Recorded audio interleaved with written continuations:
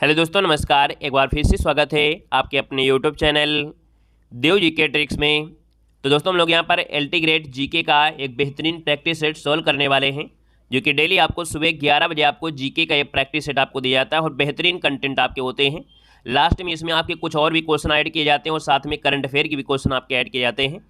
तो कुल मिला के लगभग आपके 50 क्वेश्चन हम आपको करा देते हैं इस वीडियो में, ठीक है ना। तो वीडियो को पूरा देखेंगे। अगर आप लोग एलटी ग्रेड हिंदी की तैयारी कर रहे हैं तो रात को 9:30 बजे जुड़ सकते हैं। रात को 9:30 बजे यहाँ पर एलटी ग्रेड हिंदी का प्रैक्टिस सेट आपका होता है, जिसमें यहाँ पर फुल मॉडल पेपर होता है। एक सीरीज हमारी और चल रही है जिसमें आपकी पीवाईक्यू क्वेश्चन होते हैं हिंदी के, है ना, जो आपके एलटी ग्रेड में वो भी चल रही है। और साथ में पीवाईक्यू के साथ साथ आपकी थ्योरी की आपकी क्लास होती है उसी पीवाईक्यू में। तो आप लोग अगर एलटी ग्रेड हिंदी के हैं तो आप लोग रात को 9:30 बजे आप जुड़ सकते हैं। बाकी प्लेलिस्ट बना दिया है जहाँ पर आप लोग आदिकाल से लेकर पूरी यहाँ पर हिंदी साहित्य को बिल्कुल क्रम से आप लोग दे सकते हैं। एक एक पार्ट आपका बना है और एक एक पार्ट में ही पूरा का पूरा यहाँ पर देखा जाए जो आपका काल है वो आपका कंप्लीट हुआ है, ठीक है ना। सभी का वेलकम है, स्वागत है, अभिनंदन है, बहुत बहुत वेलकम है। तो चलिए स्टार्ट करते हैं सुपर फास्ट तरीके से। पहला क्वेश्चन आपकी स्क्रीन पर और आपसे कह रहा है स्वतंत्रता के पूर्व के दिनों में प्रारंभ में किसने संविधान निर्मात्री सभा का विचार प्रस्तुत किया था। चलिए बताना है, स्वतंत्रता के पूर्व के दिनों में प्रारंभ में किसने संविधान निर्मात्री सभा का विचार प्रस्तुत किया था। सर जी, यहाँ पर देखा जाए 1 नंबर में तो काफ़ी लोग जवाब दे रहे हैं। ए नंबर आपका हो जाएगा एम.एन. राय हो जाएगा। क्या हो जाएगा सर? एम.एन. राय, जिसका ऑप्शन आ रहा है बिल्कुल सही हो जाएगा। जो आपके एम.एन. राय हैं इन्होंने ही यहाँ पर संविधान निर्मात्री सभा का विचार प्रस्तुत किया था। ऑप्शन नंबर आपका ए इसका राइट हो जाएगा। बात यहाँ पर क्लियर हो गया है ना। बहुत बार एक क्वेश्चन आपसे पूछा गया है और ये कब किया था तो आपके आएंगे सर जी आपके 1934 में यहाँ पर किया था। देखा जाए तो इन्हें भारतीय साम्यवाद का अग्रदूत और जनक भी कहा जाता है। अगर कभी आपसे पूछ ले कि भारतीय साम्यवाद का अग्रदूत और जनक किसे कहते हैं तो आपके एम.एन. राय को ही कहा जाता है। आइएगा नेक्स्ट क्वेश्चन कराते हैं। क्वेश्चन आपके अगले हैं, यहाँ पर दिया गया है निम्नलिखित में से कौन सा एक सही सुमेलित नहीं है। दूसरे की बात कर लेते हैं। तो आपसे कह रहा है सर जी कर्नाटक का प्रथम युद्ध देखिए आपका 1746 से लेके 1748 तक आपका हुआ था। वहीं पर दिया गया है यहाँ पर देखा जाए कर्नाटक का दूसरा युद्ध जो आपका हुआ था ये कब हुआ था। यहाँ पर देखा जाए तो कर्नाटक का तीसरा युद्ध जो दिया गया है ना वो आपके 58 से लेके आपका 63 था और पानीपत का तृतीय युद्ध 1761 था। लेकिन यहाँ पर जो कर्नाटक का द्वितीय युद्ध था ना, ये द्वितीय युद्ध जो आपका हुआ था, कर्नाटक का द्वितीय युद्ध हुआ था, ये आपका हुआ था 1749 से हुआ था। यानी 48 के बाद क्या आएगा तो आप कहेंगे 47 से लेके 4749 से लेकर देखा जाए तो ये आपका 1749 से लेकर 1754 तक आपका जो रहा है ये कर्नाटक का दूसरा है। यानी आपका आंसर आपका भी गलत हो जाएगा। क्लियर हो गया है। कर्नाटक का प्रथम 1746 से लेके 48 तक, कर्नाटक का द्वितीय युद्ध होता है 1749 से लेके 1754 तक होता है। कर्नाटक का तीसरा युद्ध आपका 58 से लेके 63 है और पानीपत का तृतीय आपका हो गया। यानी भी नंबर आपका गलत दिया गया था। आइएगा नेक्स्ट क्वेश्चन में आते हैं। क्वेश्चन आपसे अगला पूछा गया और आपसे कह रहा है लीलावती के लेखक इनमें से कौन है। लीलावती के लेखक इनमें से आपसे पूछा गया है और ये 12वीं शताब्दी के एक प्रसिद्ध भारतीय गणितज्ञ और खगोल शास्त्री थे, है ना। इन्होंने एक ग्रंथ अपनी पुत्री लीलावती के लिए लिखा था। यहाँ पर देखा जाए तो इसका जो आपका आंसर आएगा 3 नंबर में वो ऑप्शन नंबर आपका हो जाएगा कौन सा आपका सजी आपका सी हो जाएगा। ये आपके भास्कराचार्य हैं। कौन है? भास्कराचार्य हो जाएंगे और इसका जो आंसर आपका सी नंबर इसका राइट हो जाएगा। और साथ में हमने कहा है कि अगर आप लोग जीके की बेहतर तैयारी करना चाह भी रहे हैं और हमारे कोर्स की वैलिडिटी पूरे 1 साल की है ना, अगर अभी आपकी जीके अगर कंप्लीट है या नहीं है तो आप लोग हमारे ऐप से जुड़ सकते हैं। हमारे ऐप में जीके में वो आपको कंटेंट है जो कि आपको मार्केट में जाएंगे तो कम से कम 1000 रुपये की आप बुक लेके आएंगे। यहाँ पर history, polity, geography, science, economics की आपकी बुक आपको मिलेंगी। यानी बुक जो आपकी है वो आपको पीडीएफ में ही मिलेगी। ऐसा नहीं कि हम 99 रुपये में आपको इतनी ढेर सारी बुकें आपके घर भिजवा दें, इतना आपका व्यवस्था नहीं है, क्योंकि 99 रुपये में ये सब नहीं हम कर सकते हैं। तो यहाँ पर आपकी जो बुक आपकी हैं ई बुक आपकी हैं, ठीक है ना, यानी पीडीएफ फॉर्मेट में ही आपको रहेंगे, ऐप में ही आपकी हैं, है ना। और यहाँ पर देखा जाए आपको हर एक सब्जेक्ट की बुक आपकी होंगी। इसके बाद यहाँ पर देखा जाए वन लाइनर, हर एक सब्जेक्ट का वन लाइनर भी आपको है। इसके बाद यहाँ पर देखा जाए तो इसके हर सब्जेक्ट के आपके ऑब्जेक्टिव क्वेश्चन भी आपके हैं। इसके बाद देखा जाए तो आपके ऑब्जेक्टिव क्वेश्चन के साथ साथ प्रैक्टिस सेट भी आपको रखे गए हैं। और इसके साथ साथ जो आपकी मैराथन क्लासें आपकी होती हैं उन मैराथन क्लास की क्लास नोट्स भी आपकी इसी में होगी। साथ में यहाँ पर देखा जाए जो आपका है ना इसमें आपको टेस्ट सीरीज भी आपकी है। 25 एग्जामों की टेस्ट सीरीज इसमें आपका है, चाहे आप यूपी पुलिस से हों या आप एलटी ग्रेड से हों या किसी के हैं, टेस्ट सीरीज भी आपको है ना। और क्लास नोट्स जो हम आपको पढ़ाएंगे वो आपको देते हैं। तो ये मात्र 99 रुपये में आपकी व्यवस्था है। तो आप लोग जीके पढ़ना है बेहतर तरीके से, है ना, बिल्कुल बेहतरीन कंटेंट के साथ, तो आप लोग जीके के लिए भी ऐप से यहाँ पर जुड़ सकते हैं। क्वेश्चन आपसे अगला पूछा गया और आपसे कह रहा है कि भैया वाराणसी को किसने अपनी द्वितीय राजधानी बनाया था। चलिए बताइएगा। वाराणसी को इनमें से किसने अपनी द्वितीय राजधानी बनाया था? यहाँ पर देखा जाए तो सर जी आपका ऑप्शन है अजातशत्रु, अकाला अशोक, महापद्मानंद और आपका शिशुनाग दिया गया है। तो सर जी यहाँ पर देखा जाए तो इनमें से कोई ऑप्शन ही नहीं है, यहाँ पर कोई ऑप्शन नहीं है, क्योंकि इनमें से एक थे आपके गढ़वाल वंश के जो संस्थापक थे चंद्रदेव। कौन थे? तो आपको याद रखना है चंद्रदेव थे, चंद्रदेव, यानी इनमें से कोई ऑप्शन नहीं है। चंद्रदेव ने यहाँ पर देखा जाए तो 1090 ईस्वी में वाराणसी को अपनी दूसरी राजधानी बनवाया था दोस्तों, याद रखना है, ठीक है ना। तो इस बात को याद रखना है, इसका अलग से आपको नोट कर लीजिए, क्योंकि इन 4 ऑप्शन में से कोई ऑप्शन आपका सही नहीं है। तो 1 नंबर आपको इस क्वेश्चन का हम आपको दे रहे हैं। बाकी आयोग भी इसी प्रकार से किया था। क्वेश्चन आपसे अगला पूछा गया और आपसे कह रहा है एका आंदोलन का प्रारंभ किया गया था। चलिए बताइएगा कि जो एका आंदोलन है इसका जो प्रारंभ किया गया था वो किसके द्वारा किया गया था? तो यहाँ पर देखिए उत्तर प्रदेश के जो हरदोई, बाराबंकी और अन्य स्थानों के जो किसान थे, है ना, यानी देखा जाए तो एका आंदोलन की जो आपकी शुरुआत हुई थी ये आपकी हुई थी कब? तो आपके 1921 में आपकी हुई थी। उत्तर प्रदेश के हरदोई, महाराज, बाराबंकी और सीतापुर जिले में आपकी हुई थी। तो भैया यहाँ पर देखा जाए तो पहले खिलाफत आंदोलन के जो नेता थे उन्होंने शुरू किया था, लेकिन बाद में इसका नेतृत्व मदारी पासी ने किया था। यानी क्वेश्चन पूछा जाता है एक आंदोलन को जो संभाला था या कह सकते नेतृत्व किया था वो आपके मदारी पासी, है ना। क्वेश्चन पूछेगा मदारी पासी का संबंध किससे है? तो आप कहेंगे एका आंदोलन से है। तो बात आपको समझ में आ गई, ऑप्शन नंबर आपका डी यहाँ पर राइट हो जाएगा। आइएगा नेक्स्ट क्वेश्चन आपसे दिया गया है और आपसे यहाँ पर कह रहा है भारत के राज्यों में प्रस्तावित आणविक शक्ति केंद्रों से संबंध निम्नलिखित युग्म में से कौन सम्मिलित नहीं है? तो सर जी यहाँ पर देखा जाए 6 नंबर आपसे दिया गया और आपसे कह रहे हैं जैतापुर आपका महाराष्ट्र है, मीठी वेडी आपकी गुजरात से है, हरिपुर आपका हरियाणा से है। यहाँ पर देखा जाए तो यहाँ पर आपसे कह रहा है हरिपुर जो दिया गया है, हरिपुर, ये बताइए हरिपुर जो आपको पड़ता है ये कहाँ पड़ता है? यहाँ पर देखिए जो आपका दिया है कोवंडा आपके आंध्र प्रदेश में है, लेकिन भैया जो आपका दिया गया है हरिपुर जो दिया है वो आपके हरियाणा में नहीं है। यानी देखा जाए तो सर जी आपका जो आंसर दिया गया है यहाँ पर आंसर आपका सी वाला जिसका ऑप्शन आ रहा है सी वाला आपका यहाँ पर हो जाएगा। यानी देखा जाए तो सी नंबर जो दिया गया है हरिपुर ये पाकिस्तान में जो खैबर ऐबर दर्रा है वहाँ पर आपके आसपास पड़ता होगा, जो आपकी पाकिस्तान के आसपास आपका है, तो वहाँ आपका ये पड़ता है, याद रखना है, ठीक है ना। चलिए यहाँ पर आगे बढ़ते हैं। क्वेश्चन आपसे अगला पूछा गया है और यहाँ पर आपसे क्या दिया गया है? कह रहा है निम्नलिखित में से कौन सा द्वीप है जो अपने लवण पटल संसाधनों के लिए जाना जाता है? निम्नलिखित में से कौन सा द्वीप है जो अपने लवण पटल संसाधनों के लिए जाना जाता है? चलिए यहाँ पर देखा जाए, अच्छा ये वाला जो आपका हरिपुर है ना ये गुजरात में है, याद रखना है, वो आपका दूसरा था, याद रखना ये हरिपुर एक गुजरात में भी पड़ता है, ठीक है, ये आपका एक गुजरात में पड़ता है और एक आपके पाकिस्तान वाले एरिया में जो खैबर दर्रा है वहाँ पर भी एक जगह पड़ती है। तो ये जो आपका हरिपुर है वो आपका गुजरात वाला है, ठीक है ना। आइएगा नेक्स्ट क्वेश्चन यहाँ पर दिया गया है और आपसे कह रहा है क्वेश्चन निम्नलिखित में से कौन सा द्वीप है जो अपने लवण पटल संसाधनों के लिए यहाँ पर जाना जाता है? तो सर जी यहाँ पर देखिए इसका आंसर आपका हो जाएगा सेंट मार्टिन द्वीप। कौन है? सेंट मार्टिन द्वीप है, जो कि ऑप्शन नंबर आपका बनेगा बी नंबर इसका राइट हो जाएगा। क्वेश्चन आपसे अगला पूछा गया और आपसे कह रहा है निम्नलिखित में से कौन सी घाटी भ्रंश घाटी से होकर प्रवाहित होती है?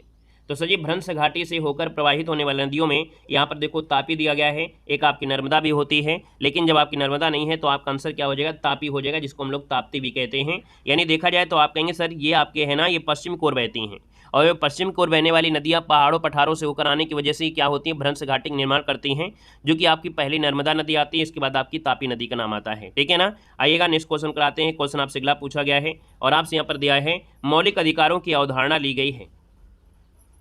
मौलिक अधिकारों की जो अवधारणा है वो आपकी कहाँ से ली गई है? मौलिक अधिकार आपके लिए गए हैं यूएसए के संविधान से। यानी देखा जाए तो सर जी आपका आंसर हो जाएगा यूएसए के संविधान से लिया गया है, आपको याद रखना है, ठीक है ना। आइएगा ये जो आपके मौलिक अधिकार हैं वो कहाँ से हैं? तो मतलब कितने आर्टिकल से कितने आर्टिकल हैं? तो आपके आर्टिकल नंबर 12 से लेकर आपके 35 तक आपके हैं कितने? तो आर्टिकल नंबर आपके 12 से लेकर 35 तक इनका आपका प्रावधान है। क्वेश्चन और अगला पूछा गया है और आपसे यहाँ पर कह रहा है भारत का राष्ट्रपति चुना जाता है। भारत का जो राष्ट्रपति है वो चुना जाता है, सर जी याद रखना है वो कैसे चुना जाता है? लोकसभा, राज्यसभा, संसद के द्वारा या संसद तथा राज्य विधानमंडल के सदस्यों द्वारा, वो भी कैसे? जो आपके निर्वाचित होते हैं वही आपके करते हैं। यानी आप कहेंगे सर इसका आंसर आपका डी हो जाएगा लोकसभा, राज्यसभा, विधानसभा के सदस्य जो कि यहाँ पर देखा जाए जो आपके कैसे होते हैं? निर्वाचित आपके होते हैं। और वहाँ पर विधानसभा जहाँ पर आपकी विधानसभा है, ठीक है ना। यहाँ पर आगे जो विधान परिषद आपके होते हैं, यानी कह सकते हैं जहाँ पर विधानसभा है वहीं के लोग आपके यहाँ पर भाग लेते हैं। क्वेश्चन आपसे अगला पूछा गया है और आपसे यहाँ पर कह रहा है निम्न में से कौन सा अनुच्छेद है जो राज्य सरकार को ग्राम पंचायतों के गठन के लिए निर्देश करता है? तो सर जी ग्राम पंचायत की सरकार को निर्देश करता है, यहाँ पर देखा जाए तो आर्टिकल नंबर आपका 40 दिया गया है। यानी सर जी ऑप्शन नंबर आपका जो बी दिया है आर्टिकल नंबर आपका 40, इसका आंसर आपका राइट हो जाएगा। क्वेश्चन आपसे दिया गया और आपसे कह रहा है निम्नलिखित में से कौन सा विषम जनसंख्या एवं मानव समुदाय के महत्वपूर्ण आंकड़ों के अध्ययन से आपका संबंधित है। यहाँ पर देख सकते हैं जनसंख्या और मानव समुदाय के महत्वपूर्ण आंकड़ों के अध्ययन को हम लोग कहते हैं जननांकी। क्या कहते हैं, यहाँ पर कहा जाता है जननांकी कहते हैं, यानी आंसर आपका सी नंबर है यहाँ पर राइट हो जाएगा। यहाँ पर आगे बढ़ते हैं, क्वेश्चन आपसे अगला पूछा गया है और आपसे कह रहा है निम्नलिखित में से कौन उद्दीपक फसल है।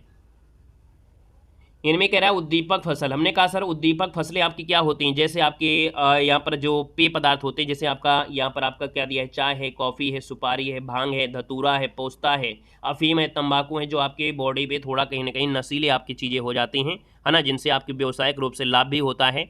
तो दोस्तों यहाँ पर याद रखिए इनमें से गन्ना, कपास, ये नहीं, इनमें से जो आपका दिया गया है वो कौन सा आपका हो जाएगा, तो चाय इसका आंसर आपका राइट हो जाएगा। दोस्तों याद रखना है, ठीक है ना। उद्दीपक फसलें इसको हम लोग नकदी फसलें भी कह सकते हैं, इसमें ये भी आपके आ जाएंगे। यानी देखिए चाय पेय पदार्थ तो है ही है और आपका ये उद्दीपक है, उद्दीपक को हम बोलते हैं नकदी फसलें, ठीक है, याद रखना इसको नकदी भी फसल कहा जाता है, नकदी फसल भी आपका कहा जाता है। यानी अब इसमें आप समझ गए हैं कि सर जी चाय, कॉफ़ी, सुपारी, भांग, धतूरा, पोस्ता, तंबाकू ये तो आपके हैं जो आपकी बॉडी में कहीं ना कहीं आपको थोड़ा सा नशा टाइप मिलाएंगे।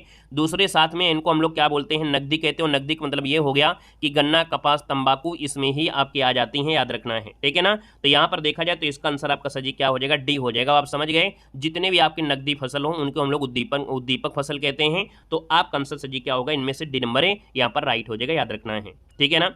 और यहाँ पर देखा जाए जो हम व्यवसाय के हिसाब से लाभ लेने के लिए उगाते हैं, जैसे चाय, कॉफ़ी, कोको और तंबाकू, इसलिए आपका इनमें से आपका बेस्ट ऑप्शन आपका क्या हो गया, चाय हो गया।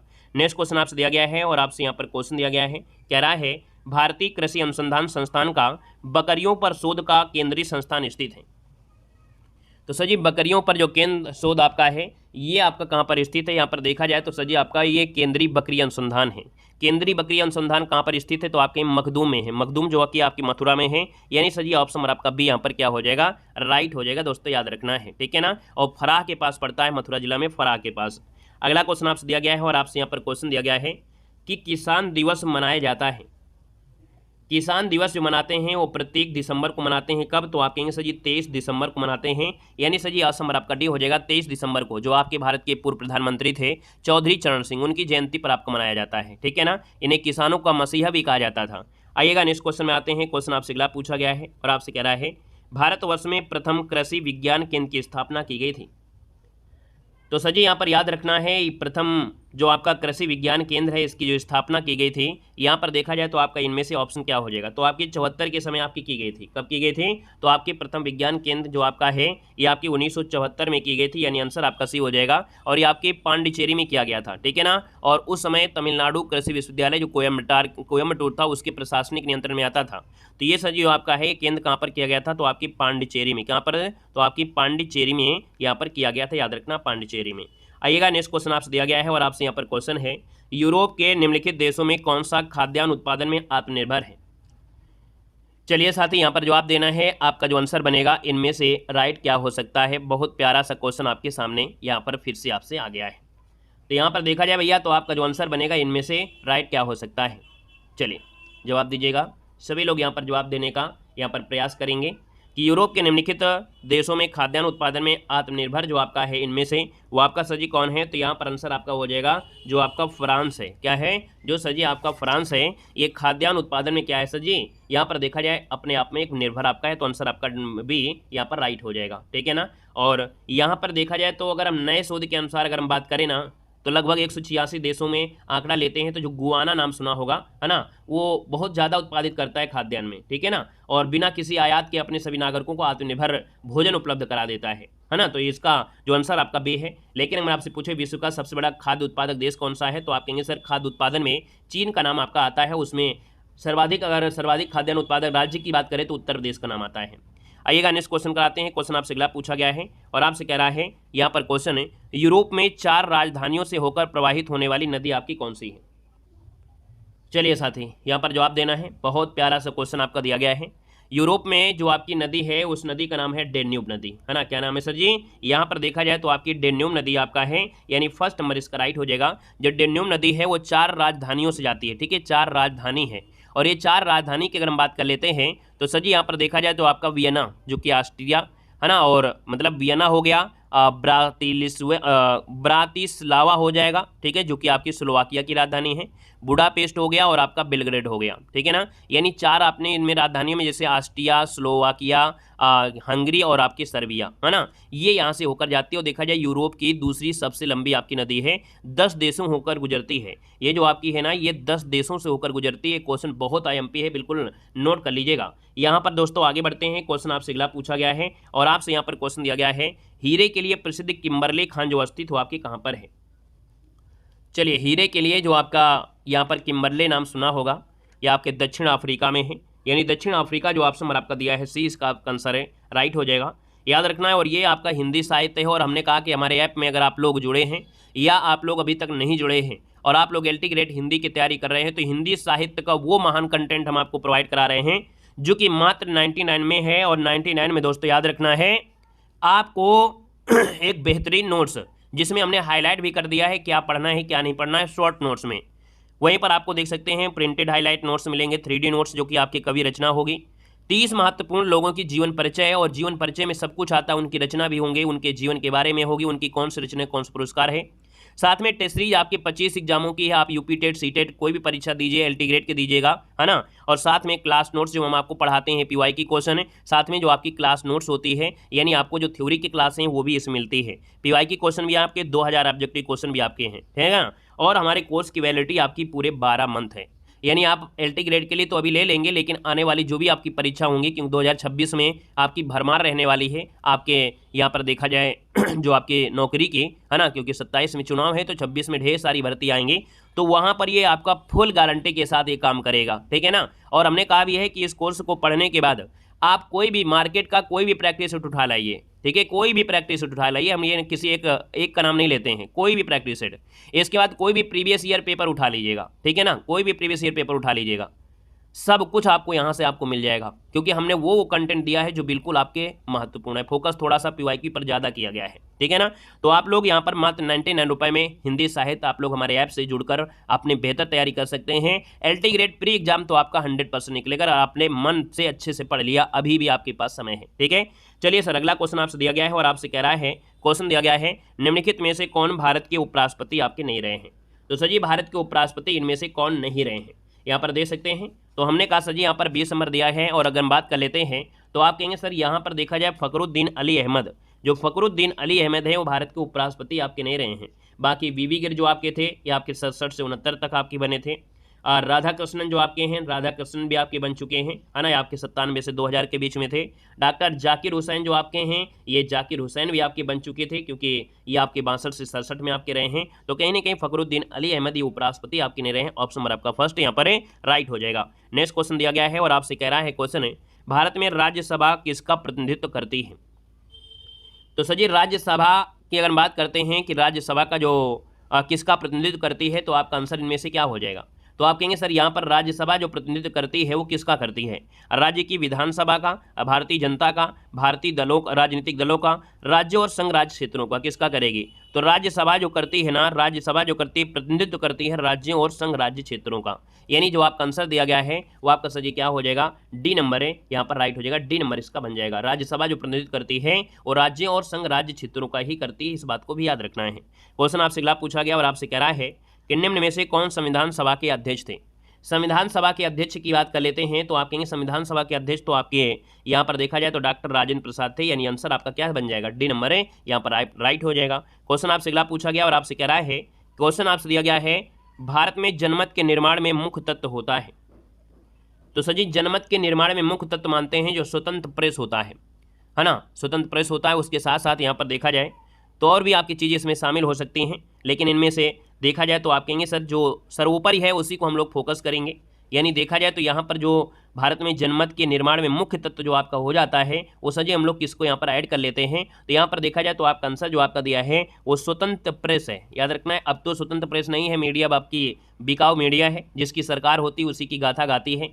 वो आपकी अभी सरकार हो या आने वाली सरकार हो या पिछली सरकार हो, है ना, कोई भी होती है, अब मीडिया उन्हीं के अंडर में ही काम करती है, जैसा वो बोलते हैं वैसे वो करते हैं। यानी ये मीडिया जो आपकी है अब बिकाऊ हो गई है। अब आने वाली कोई दूसरी भी सरकार होगी तो भी ये उन्हीं की चमचागिरी करेंगे, और नहीं करेंगे तो इनकी पोल भी आपकी खुलेगी। तो कहीं ना कहीं यहाँ पर क्या है ना कि स्वतंत्र प्रेस जो आपका था अब इन पर विश्वास किसी का रहा नहीं है, कोई भी आपका हो, है ना। तो यहाँ पर देखा जाए तो जो जनमत में आपके शामिल होते हैं, जनमत में सजी आपके जो शामिल होते हैं, तो जनमत में परिवार, शिक्षा, मीडिया, राजनीतिक दल, सामूहिक दल, ये सब होते हैं, लेकिन जो मुख्य रूप से आपका आएगा वो आपका हम लोग स्वतंत्र प्रेस को बोलेंगे, ठीक है ना। अगला क्वेश्चन आपसे दिया गया है और आपसे यहाँ पर दिया गया है कि नियंत्रक और महालेखा परीक्षक द्वारा की गई टिप्पणियों पर कार्यवाही करने की प्रथम जिम्मेदारी जो बनती है वो आपकी किसकी है। यानी यहाँ पर देखा जाए तो सर जी जो नियंत्रक और महालेखा परीक्षक द्वारा की गई जो टिप्पणी है उस पर कार्यवाही करने की प्रथम जिम्मेदारी बनती है वो किसकी होती है। तो भैया यहाँ पर देखा जाए जो आपके सांसद होते हैं, कौन होते हैं, यहाँ पर देखा जाए तो आपके सांसद हैं, यानी आंसर आपका नंबर क्या हो जाएगा, सी नंबर इसका राइट हो जाएगा। दोस्तों याद रखना है, इसमें जो आपके सचिव आप आते हैं, सरकारी सचिव यानी राज्यसभा, लोकसभा, क्योंकि संसद दिया तो इसमें तो आपकी हर चीज़ आ जाएगी। आइएगा नेक्स्ट क्वेश्चन आपसे दिया गया है और आपसे यहाँ पर क्वेश्चन दिया गया है, कह रहा है श्रमेव जयते कार्यक्रम निम्नलिखित में से किसके नाम से जुड़ा हुआ है। श्रमेव जयते कार्यक्रम है किसके नाम से जुड़ा है, तो पंडित दीनदयाल उपाध्याय का नाम आपने सुना होगा। तो पंडित दीनदयाल उपाध्याय, जो कि ऑप्शन आपका सही क्या हो जाएगा, डी नंबर है, यहाँ पर राइट हो जाएगा, याद रखना है। आइएगा नेक्स्ट क्वेश्चन का आते हैं। क्वेश्चन अगर सत्यमेव जयते होता वो मदन मोहन मालवीय हो जाता, श्रमेव जयते या आपके पंडित दीनदयाल उपाध्याय हो जाएगा। क्वेश्चन आपसे दिया गया है और कह रहा है यहाँ पर क्वेश्चन आपसे क्या कह रहा है भैया, क्वेश्चन को समझिएगा। क्वेश्चन आपके सामने है, निम्नलिखित में से किस एक को भारत में निदेशिक कोर उद्योगों में सम्मिलित नहीं किया जाता है। तो सर जी यहाँ पर देखा जाए तो भारत में आपके कुल 8 उद्योग आपके ऐसे हैं जिनको इसमें सम्मिलित करते हैं, जैसे कोयला हो गया, कच्चा तेल हो गया, प्राकृतिक गैस हो गया, पेट्रोलियम रिफाइनरी है ना, स्टील हो गया, विद्युत हो गया, सीमेंट हो गया और उर्वरक हो गया। तो हमने कहा सर जी यहाँ पर देखा जाए तो इनमें से हमने किसका नाम नहीं लिया है, तो आप कहेंगे इनमें से आपने नाम नहीं लिया है सर जी किसका, तो हमने नाम नहीं लिया है आपके सॉफ्टवेयर का। यानी देखा जाए तो सर जी यहाँ पर सॉफ्टवेयर का नाम नहीं लिया है, तो आप कहेंगे सर इसका जो आंसर बनेगा ना ये सॉफ्टवेयर इसमें आपका नहीं आता है। हमने कहा 8 चीज़ें आपकी होती हैं, यानी कुल 8 कोर उद्योगों को मुख्य रूप से सम्मिलित करते हैं। कोयला उत्पादन, कच्चा तेल उत्पादन, प्राकृतिक गैस उत्पादन, पेट्रोलियम रिफाइनरी उत्पादन, स्टील उत्पादन, विद्युत उत्पादन, सीमेंट उत्पादन और उर्वरक उत्पादन, ये आपके 8 होते हैं। आइएगा नेक्स्ट क्वेश्चन आते हैं। क्वेश्चन आपसे अगला पूछा गया है और आपसे कह रहा है सोनार अधिकांशतः प्रयोग में लाया जाता है। तो सर जी जो सोनार आपकी है ना, ये आपके जो नौ संचालक आपके होते हैं, यानी यहाँ पर समुद्र में जो बड़े बड़े समुद्रयान होते हैं और जब समुद्र में जाते हैं तो भैया यहाँ पर देखा जाए तो आपका जो आंसर हो जाएगा कौन हो जाएगा, यहाँ पर 9 संचालकों के द्वारा होता है। जैसे आपके 9 सैनिक होते हैं है ना, नौसेना जहाज और पनडुब्बी होते हैं, इनके द्वारा मुख्य रूप से होता है। जो पानी के नीचे कोई वस्तु का पता लगाने के लिए, समुद्र की गहराई मापने के लिए और निगेटिव के लिए ध्वनि तरंगों का उपयोग करते हैं। तो यानी कहीं ना कहीं देखा जाए समुद्र में कोई भी चीज़ अगर छुपी हुई है नीचे तो उसका पता ही आपका आसानी से लगा देता है। ऑप्शन नंबर आपका डी बनेगा। क्वेश्चन आपसे अगला पूछा गया और आपसे यहाँ पर दिया गया है विटामिन सी का रासायनिक नाम इनमें से क्या है। तो सर जी विटामिन सी की अगर हम बात कर लेते हैं तो विटामिन सी का रासायनिक नाम क्या होता है, एस्कर्बिक अम्ल होता है। क्या होता है सर जी, एस्कर्बिक एसिड होता है। यानी यहाँ पर आप कहेंगे आंसर आपका डी हो जाएगा, एस्कर्बिक एसिड इसका आंसर है, राइट हो जाएगा। क्वेश्चन आपसे अगला पूछा गया और आपसे कह रहा है कि हम कमरे में सूर्य का प्रकाश पाते हैं यानी आप लोग कमरे में रहते हो लेकिन आपको सूर्य का प्रकाश मिलता रहता है। तो सर जी वो सूर्य का प्रकाश किस प्रकार से, वो प्रकीर्णन होता है, यानी इसको बोलते हैं प्रकीर्णन द्वारा। तो आपका आंसर सर जी क्या हो जाएगा, प्रकीर्णन इसका आंसर है, राइट हो जाएगा। क्वेश्चन आपसे अगला पूछा गया है और आपसे कह रहा है, क्वेश्चन दिया गया है कि बिजली का सबसे उत्तम चालक निम्नलिखित में से कौन सा है। ये क्वेश्चन आपके PYQ से हमने लिया है, जो आपके उत्तर प्रदेश GIC प्रवक्ता पेपर हुए है ना, इन सब की पेपर के आपके क्वेश्चन आपके हैं। यहाँ पर देखा जाए तो सर जी यहाँ पर देखा जाए तो बिजली का सबसे उत्तम चालक जो माना जा रहा है वो किसको माना जा रहा है। इनमें से जो आपका आंसर होगा वो हो जाएगा सर जी कौन हो जाएगा, देखो शुद्ध जल है, समुद्री जल है, सूखी लकड़ी है और प्लास्टिक है।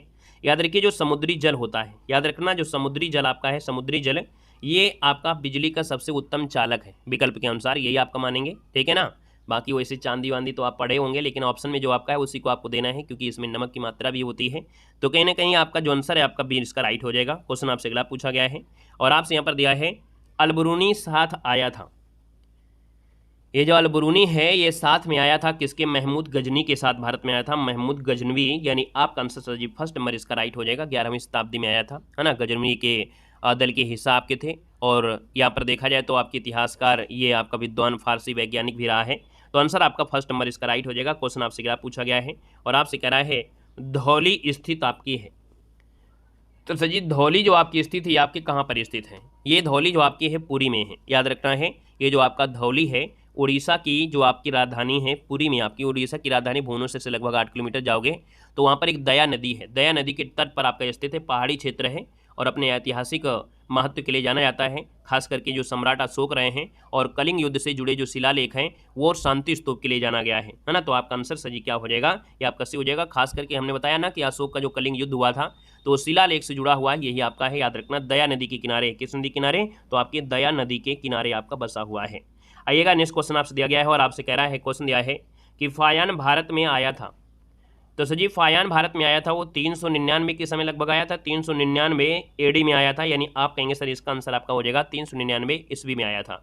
उस समय भारत में कौन था, चंद्रगुप्त द्वितीय आपका शासनकाल आपका था। ये बौद्ध यात्री था, है ना, 15 वर्षों तक लगभग आपके भारत में रहा था, धर्म ग्रंथों का अध्ययन किया था, प्रमाणिक प्रवृत्तियों की इकट्ठा किया था। तो इसका आंसर आपका डी बनेगा। क्वेश्चन आपसे अगला पूछा गया और आपसे कह रहा है, क्वेश्चन दिया गया है, निम्नलिखित में से कौन दिल्ली का प्रथम सुल्तान था जो युद्ध में लड़ता हुआ मारा गया था। तो सर जी यहाँ पर देखा जाए, हमने कहा दिल्ली सल्तनत की बात किया है, तो आप कहेंगे सर ये आपका इब्राहिम लोदी है। इब्राहिम लोदी जो कि आपके देखा जाए तो 1526 में पानीपत का जो युद्ध हुआ था, है ना, पानीपत का पहला युद्ध हुआ था, इसमें बाबर से ये पराजित हो गया था। और यहाँ पर देखा जाए तो आपका ये आंसर आपका सी बन जाएगा। क्वेश्चन आपसे अगला पूछा गया है और आपसे कह रहा है, कोली विद्रोह लोगों से संबंधित आपका था। तो सर जी कोली विद्रोह का बारे में आपने कभी पढ़ा होगा, है ना, नहीं पढ़ा है तो आज पढ़ेंगे। कोल विद्रोह एक होता है, कोली विद्रोह दिया गया है। तो सर जी यहाँ पर जो आपका आंसर आपका बनेगा इनमें से क्या बनेगा, तो याद रखना है यहाँ पर जो जवाब हो जाएगा, कोली विद्रोह आपकी गुजरात से जुड़ा है। कहाँ से जुड़ा है, ये गुजरात से जुड़ा है जो आपका कोली विद्रोह है। अगर यहाँ पर देखा जाए एक आपका विद्रोह होता है जैसे कोल विद्रोह, वो आदिवासी कोल जनजाति के द्वारा हुआ था, छोटा नागपुर पठार में हुआ था। ये कोली विद्रोह आपका है, गुजरात से संबंधित है। क्वेश्चन आपसे अगला पूछा गया है और आपसे यहाँ पर दिया गया है, बिरसा मुंडा का जो कार्यक्षेत्र इनमें से है वो कौन सा है। सर जी बिरसा मुंडा की अगर बात करते हैं तो झारखंड में जो आपका रांची वाला क्षेत्र है ना, झारखंड में रांची जो आपका है, यानी छोटा नागपुर का जो पठार है, मुख्य रूप से रांची के इलाके में, वहाँ पर देखा जाए बिरसा मुंडा का आपका एक कार्यक्षेत्र है। और ब्रिटिश राज के खिलाफ आदिवासियों के जो अधिकार हैं, उनकी पहचान थी, है ना, उनके रक्षा के लिए यहाँ पर देखा जाए आंदोलन का नेतृत्व किया था। ठीक है ना। आइएगा नेक्स्ट क्वेश्चन आपसे दिया गया है और आपसे कह रहा है, क्वेश्चन कह रहा है, नाथुला दर्रा भारत के किस राज्य में स्थित है। नाथुला दर्रा जो आपका है वो भारत के किस राज्य में स्थित है, सिक्किम में है। आप कहेंगे बिल्कुल सही है, आप कहेंगे सर ये आपका सिक्किम में है। पूर्वी सिक्किम जिले में हिमाचल की एक पहाड़ी दर्रा है ना, जो कि सिक्किम को चीन के तिब्बत स्वायत्त क्षेत्र में आपका जोड़ता है। तो इसका जो आपका आंसर है वो आपका सर सी नंबर यहाँ पर राइट हो जाएगा।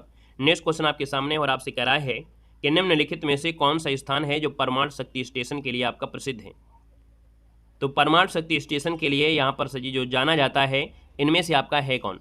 तो सर जी यहाँ पर देखिए जो आपके इनमें से आपका है कुडनकुलम, है ना, कुडनकुलम जो आपका दिया है, यहाँ पर जो आपका दिया है कुडनकुलम, यानी आंसर आपका डी हो जाएगा।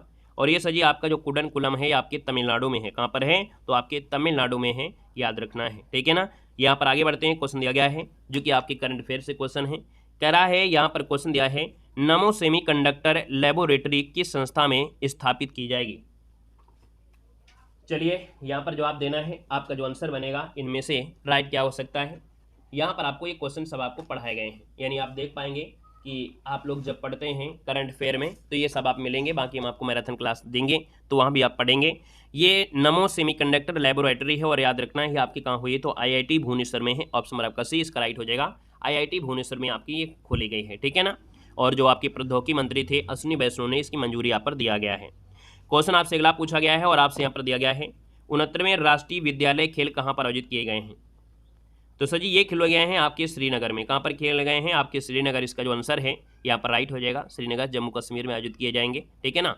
तो इसका जो आपका आंसर है वो आपका सर बी नंबर है, यहाँ पर राइट हो जाएगा। और आगे बढ़ते हैं, क्वेश्चन आपसे अगला पूछा गया है और आपसे कह रहा है कि हाल ही में रसायन में नोबेल पुरस्कार 2025 के लिए भैया जिसको नियुक्त किया गया वो आपके हैं कौन, क्योंकि अक्टूबर माह में यहाँ पर घोषणा ही की गई थी, है ना, दिसंबर में आपको मिलते हैं। यहाँ पर देखा जाए तो आप कहेंगे सर यहाँ पर देखा जाए तो आपका सुसुम कितागावा है, रिचर्ड रीबसन है और उमर एम वागी हैं, यानी तीनों को मिला है। याद रखना यहाँ से क्वेश्चन आपके बन सकते हैं। ठीक है ना। आइएगा नेक्स्ट क्वेश्चन का आते हैं। क्वेश्चन आपसे अगला पूछा गया है, कह रहा है वंदे मातरम की 150वीं वर्षगांठ मनाने की घोषणा किसने किया है। तो सर जी यहाँ पर याद रखना है ये आपका है यूनियन कैबिनेट है। ठीक है, कौन है, यूनियन कार्बेट आपका कैबिनेट है, यानी आपका जो आंसर दिया गया है वो आपका ए नंबर यहाँ पर राइट हो जाएगा। आइएगा नेक्स्ट क्वेश्चन में आते हैं। क्वेश्चन आपसे अगला दिया गया है और आपसे कह रहा है श्रद्धांजलि योजना किस राज्य सरकार द्वारा शुरू की गई है। यह योजना जो आपकी है असम सरकार की योजना है। श्रद्धांजलि योजना ये असम सरकार की है ना, जो कि राज्य के बाहर असम के निवासियों पर जो निधन है उसके पार्थिव शरीर को सम्मानपूर्वक लाने में पूरी मदद करता है। ये 22 जून 2025 को कैबिनेट द्वारा मंजूरी दी गई थी असम पुलिस की जो स्पेशल ब्रांच द्वारा लागू की गई है। ऑप्शन नंबर आपका बी बनेगा। क्वेश्चन आपसे अगला पूछा गया और आपसे कह रहा है हाल ही में एयरफोर्स डे जो मनाया गया है वो कब मनाया गया है। तो सर जी याद रखना ये मनाया गया है अक्टूबर में मनाया गया है, यानी सर जी कौन से अक्टूबर की बात करते हैं। तो दोस्तों यहाँ पर याद रखना 8 अक्टूबर हो जाएगा, यहाँ पर 8 अक्टूबर कर लेना है, 8 अक्टूबर को है और थीम रहा है ऑपरेशन सिंदूर के नाम से। तो आंसर आपका ये नंबर इसका राइट हो जाएगा। नेक्स्ट क्वेश्चन आपसे दिया गया है और आपसे कह रहा है कि भारत को जूनियर विश्व जूडो चैंपियंस में अपना पहला पदक किसने दिलाया है। सर जी यहाँ पर इनका नाम है आपका लियोई चानम्बम, जो कि आपका कांस्य पदक जीता है। यहाँ पर मणिपुर के हैं, 19 वर्ष के हैं और जूडो विश्व चैंपियंस में ये पदक जीतने वाली पहली भारतीय आपकी बन चुकी हैं। याद रखना है 63 किलो भार वर्ग में इन्होंने नीदरलैंड की एक जोनी गीलेन थी उनको हराया है। तो इसका आंसर आपका फर्स्ट नंबर हो जाएगा। नेक्स्ट क्वेश्चन आपसे दिया गया है और कह रहा है कि 1981 से लेकर 2025 के बीच भारत में कुष्ठ रोग की प्रसार दर में कितनी कमी आई है। तो सर जी कुष्ठ रोग में जो कमी आ गई है यहाँ पर देखा जाए तो आपका आंसर सर जी क्या हो जाएगा, यहाँ पर 99% की कमी आई है। यानी देखा जाए बहुत ही कम जनसंख्या आपकी रह गई है, लगभग 10,000 जनसंख्या पर यहाँ पर देखा जाए तो आपकी अब बहुत कम रह गई है। ठीक है ना। यहाँ पर आगे बढ़ते हैं। क्वेश्चन आपसे अगला पूछा गया और आपसे कह रहा है कि अरुणाचल प्रदेश में पहली व्यावसायिक कोयला खदान कहाँ पर शुरू की गई है। तो ये शुरू की गई है नामधिक नामपुस्क हो जाएगा, नामचिक कहते हैं कहीं पर नामचिक होता है, जो कि यहाँ पर चांगलांग जिला है, अरुणाचल प्रदेश में पड़ता है। और ये नामचिक और नामफुक, ठीक है, नामचिक नामफुक मिलेगा। यहाँ पर एक नया नाम इसमें लिख लीजिए क्योंकि आधा नाम हो सकता है ऐसे मिले, कहीं आपको ऐसे मिल सकता है। तो आपका नामचिक आपका है नामचिक और साथ में क्या है तो नामफुक आपका हो जाएगा नामफुक। ठीक है ना। तो यहाँ पर आगे बढ़ते हैं। क्वेश्चन आपसे अगला पूछा गया है और आपसे कह रहा है कि कौन सा राज्य है जो मदरसा बोर्ड को समाप्त करके अल्पसंख्यक शिक्षा को मुख्य धारा में लाने का वाला पहला राज्य आपका बन चुका है। तो दोस्तों यहाँ पर आंसर आपका हो जाएगा सी नंबर हो जाएगा। ये सजी आपका उत्तराखंड ने मदरसा बोर्ड को का मतलब खत्म करके अल्पसंख्यक शिक्षा को मुख्य धारा में लाने वाला पहला राज्य बनने का निर्णय यहाँ पर लिया है और ये विधेयक 2025 को मंजूरी यहाँ पर आपको दे दी गई है। ठीक है ना। तो इसका जो आपका आंसर है वो आपका सजी सी नंबर है, यहाँ पर राइट हो जाएगा। नेक्स्ट क्वेश्चन आपसे दिया गया है जो कि आप लोगों के लिए होमवर्क है कि किसान दिवस जो मनाते हैं वो कब मनाते हैं। ये क्वेश्चन इसी क्लास का है जिसको आपको कमेंट बॉक्स में कमेंट करके आपको बताना है। बाकी हमने कहा है कि आप लोगों को बेहतर तैयारी करना है ना, और यहाँ पर कम कह सकते हैं रुपए में करना है और कंटेंट के साथ, क्योंकि यूट्यूब में हम आपको क्लासेस जीके की प्रैक्टिस ही देते हैं, आपको थ्योरी तो मिलती नहीं है। और थ्योरी के लिए आप लोगों के पास कई बुकें भी आपकी होंगी, मार्केट में आप जाते भी होंगे, लेकिन हमारे यहाँ पर देख सकते हैं अगर जीके की तैयारी करना है तो भी 99 रुपये में यहाँ पर प्रत्येक सब्जेक्ट की आपको ई बुक आपकी होगी। और ई बुक में आपको देखा जाए तो आप चाहे प्रिंट निकलवाइए और चाहे आप ऐसे पढ़ लीजिएगा। ठीक है ना। बाकी आप पर हर एक सब्जेक्ट की आपकी वन लाइनर आपको मिलेगा, वन लाइनर में भी आप क्वेश्चन पढ़ेंगे।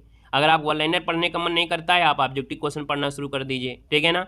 आप प्रैक्टिस लगाना शुरू कर दीजिए, आप टेस्ट पेपर लगाना शुरू कर दीजिएगा, है ना। क्लास नोट्स में जो मैराथन क्लासें होती हैं वो क्लास नोट्स आपको हाईलाइट के साथ वो भी आपको मिल जाती है। तो ये पूरे एक साल के लिए आपको वैलिडिटी आपकी है 99 रुपये में आपकी जीके की है। तो ये पूरे एक साल आपकी जो भी परीक्षा होंगी उनमें आपका काम करेगा। टेस्ट सीरीज आपकी है वो भी काम करेगी, है ना। चाहे आप यूपीपी की तैयारी करिए, चाहे यूपीएसआई की करिए, चाहे एलटी ग्रेड की करिए, है ना। यूपी टेट सी टेट सबकी टेस्ट सीरीज भी इसमें आपको अवेलेबल है। वहीं पर जो आप लोग एलटी ग्रेड हिंदी साहित्य की तैयारी करना चाहते हैं तो हिंदी साहित्य भी पूरे एक साल के लिए है। पूरे एक साल तक जितनी भी परीक्षा आपकी होंगे उनमें हिंदी साहित्य आपको यहीं से मिलेगा। यूपीएसआई वाले बच्चे हैं उनके लिए आपको हिंदी साहित्य आपको होगा यहाँ पर 99 रुपये में आपका है। और यूपीएसआई के जो बच्चे थे आपको याद होगा पिछली बार 2021 में जो क्वेश्चन आपके बहुत ही स्टैंडर्ड क्वालिटी के थे, हम कह सकते हैं कि एलटी ग्रेड 2018 का लेवल 2021 जो आपका हुआ था यूपीएसआई उसका आपका लगभग लेवल रहा है। तो कहीं ना कहीं यूपीएसआई वाले बच्चे हैं वो लोग हिंदी साहित्य ले सकते हैं, इसमें आपको हर सुविधा मिलेगी, साथ में टेस्ट सीरीज भी आपको इसमें मिलेगी, क्लास नोट्स भी आपकी सब चीज़ें हैं। तो हमने कहा खास करके अभी जो पेपर आपका लगा हुआ है एलटी ग्रेड वाले बच्चे वो हिंदी साहित्य ये वाली आप लोग पीडीएफ जरूर ले लीजिएगा। ठीक है ना। इससे आपका उद्धार हो जाएगा। हमने कहा है कि आप इतने दिन पढ़े हैं, साल भर पढ़े हैं, 2 साल पढ़े हैं, लेकिन अब आप लोग अगर 15 दिन अगर मन से पढ़ लिया, क्योंकि आप लोग हमारे कंटेंट देखा होगा, आप जाइएगा वहाँ पर डेमो पीडीएफ भी है। इसके बाद क्लास नोट्स में जाइएगा, वहाँ पर आपको टॉपिक वाइज हमने दिया है ना। टॉपिक वाइज में जैसे आप छायावाद की पीडीएफ आपको ओपन मिलेगी, बिना लॉक की मिलेगी, उसमें ताला नहीं होगा। छायावाद अगर आप देख लेते हैं तो आपको हमारे चैनल से अगर नहीं भी लेंगे तो भी 10 नंबर आपको इसी पीडीएफ से मिल जाएंगे। 10 नंबर छायावाद से आपको मिल जाएंगे, क्योंकि ऐसी क्वेश्चन होते हैं, चाहे वो जयशंकर प्रसाद हो, सुमित पंत हो, यानी 3-4 क्वेश्चन तो नॉर्मल आपको वहाँ से मिलते हैं, हर एक से मिलता है। जयशंकर से मिलेगा 2-3 क्वेश्चन आपको, महादेव वर्मा से भी मिलेगा, सुमित पंत से भी आपको मिलेगा, है ना। तो लगभग आपको 10 नंबर छायावाद ऐसे मिल जाएंगे। तो आप लोग ऐप में जाइएगा और इसके बाद फ्री वाली क्लासेज जो है उनको भी आप लोग देख लीजिएगा। ठीक है। अगर अच्छा लग जाए तो आप ले लीजिएगा आराम से। ठीक है ना। धन्यवाद सभी को।